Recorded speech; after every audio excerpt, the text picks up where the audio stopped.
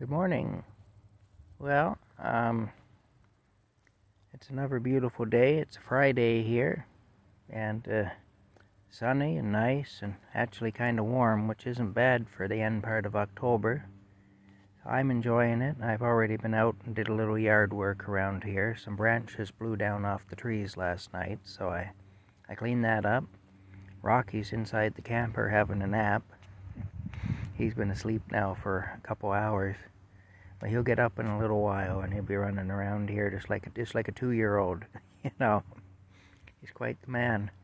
Considering the fact that he's 14 years old, which is 72 years old in cat years, he does pretty well.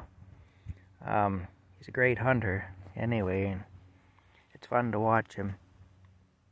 Unless you're a mouse or a snake or a frog or a mole or something, then it's not so much fun. But it's fun for me to watch him anyway. I'm going to tell you another story. My neck's a little bit sore here. My goodness. I'm going to tell you another story about my time at the Clark Institute of Psychiatry in Toronto in 1976 when I was 8 years old. Now, this one's actually a little bit cold. It has its moments where it's not. Now, there's the wind blowing things around. But it's one of the more comical stories anyway from my experiences there. You'll get a bit of a kick out of it.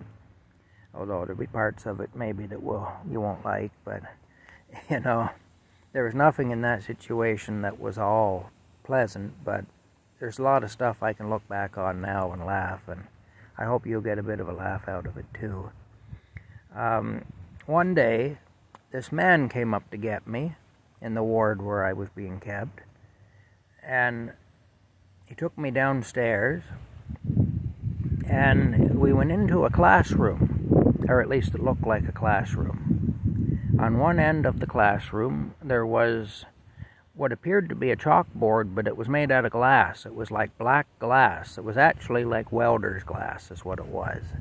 And it had lines drawn across it like a chalkboard, but it was all shiny and glassy, and there's no way you'd ever be able to write on it with chalk, you know. And that was my first clue that something was up, and that factors into the story later.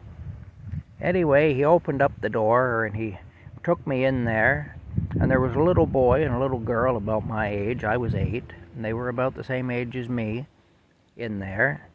And he said to me, "These are your friends, play with them." And then he left me there.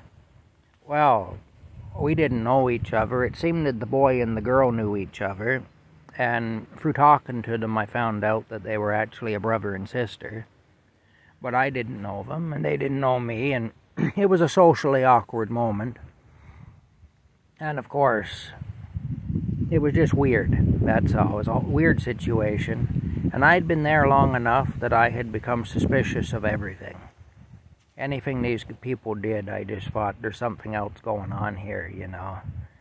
And so, what I did is I zeroed in on the chalkboard because I'd learned to look for things that were suspect.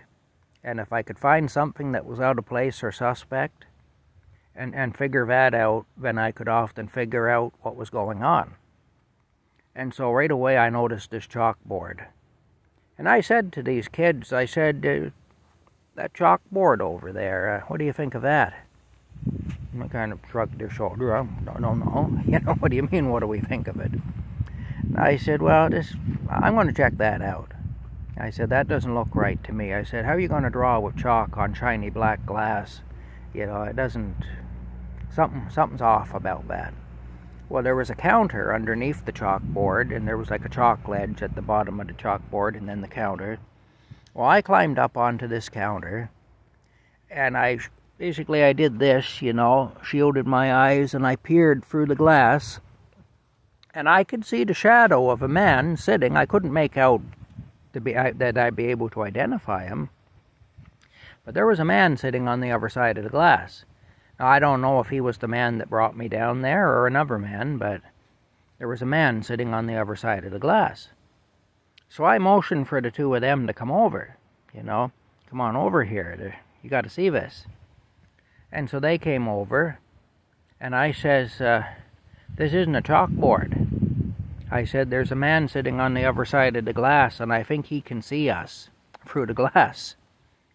You know, we can't really see him, but he can see us. And I said, I've looked through the glass, though, and I can see his shadow, so I know he's back there. And, of course, they said, no, that can't be. You know, the little boy's kind of looking at me like I'm crazy, and the little girl's looking at me and saying, no, that can't be. That just can't be. And I said, well, come up here and see for yourself. So the two of them got up on the counter, and I said, just do this, shade your eyes, and just look right through the glass there, and you'll see him. So they did, and the little boy kind of, oh, wow, yeah, I see him. And the little girl, she kind of, he did this, and she looked at it like that, you know, she says, no, like that, you know, and I said, well, yeah, he's back there. No, yeah, he is, look again. And again she looks, you know. No. And the little boy says, well, yeah, he's right, I saw him. Well, she says, yeah, I saw him, but, you know, no. Like that. And she got down off the counter, and the little boy and I we got off the counter. And then we went to the far end of the room, as far as we could get from that window, and we huddled up and we had a conversation, you know. And that's how I found out that this was a brother and sister. And anyway, we agreed that we were being watched. We didn't know to what end at that point, but we knew we were being watched. And we agreed that it was a weird situation. And so we decided we'd just sit down and wait and see what happened. So we didn't play or anything. We just sat down in chairs and we just waited. We were quiet. We just sat down in chairs and we waited. And after a few minutes, the man who brought me down there, he came in and he wasn't happy. And he says, you come with me, pointing at me. So I go out of there with him. And he's walking me down the hall to the elevator. And he's saying, you know, you have completely ruined everything. Like, why would you do that? You completely ruined everything. And I just said, well, you know, I didn't mean to. But I didn't know what was going on. I wanted to know what was going on. He said, it's none of your business what was going on. You had no business ruining everything like you did. Hey, he got me on the elevator. And when he got me on the elevator, he gave me a backhander there, knocked me up against the wall of the elevator, and he said, you little bastard. You know, you've completely ruined my day's work. He said, you little bastard, you know. Anyway, I didn't see that guy again, and I never did see the two kids again either, you know. And to this day, I don't know what it was about, but I'm guessing that they wanted us to play together, and they were going to see how we interacted, and they were going to study us or something, like, I guess, study us the way you might study monkeys in a jungle or something. I really don't know, but anyway, that's what happened. And it's one of the many stories I have from that place anyway. And I'm kind of proud of myself now, looking back on it, for figuring it out, because all my life people have told me I'm stupid. So it goes to show there have been a few incidents, at least, where I wasn't. So, where I kind of outsmarted the smarter people, even though I didn't realize I was doing that at the time. I just was not a trusting person at that point. I had had too many bad experiences, and I had learned that if these people are behind it, then it isn't good. And so immediately I started looking for something that didn't fit, and the chalkboard was it. You know, the chalkboard it didn't make any sense. It was clearly a fake chalkboard. It was a chalkboard that wouldn't work in the real world as a chalkboard. But it was something that represented a chalkboard. Well, it wasn't actually a chalkboard, and that's why I was drawn to that. And sure enough, that was the key to the whole thing anyway. But, yeah. Anyway, I guess I got to meet some nice people. You know, there's that. I think the two kids were nice, actually. There were kids I probably could have been friends with if we had met in a more proper way, but not that way, you know. Not the way we met under those circumstances, no. It just wasn't going to happen. I wasn't going to make friends with those kids under those circumstances. But anyway, just another story. Anyway, just another thing that happened.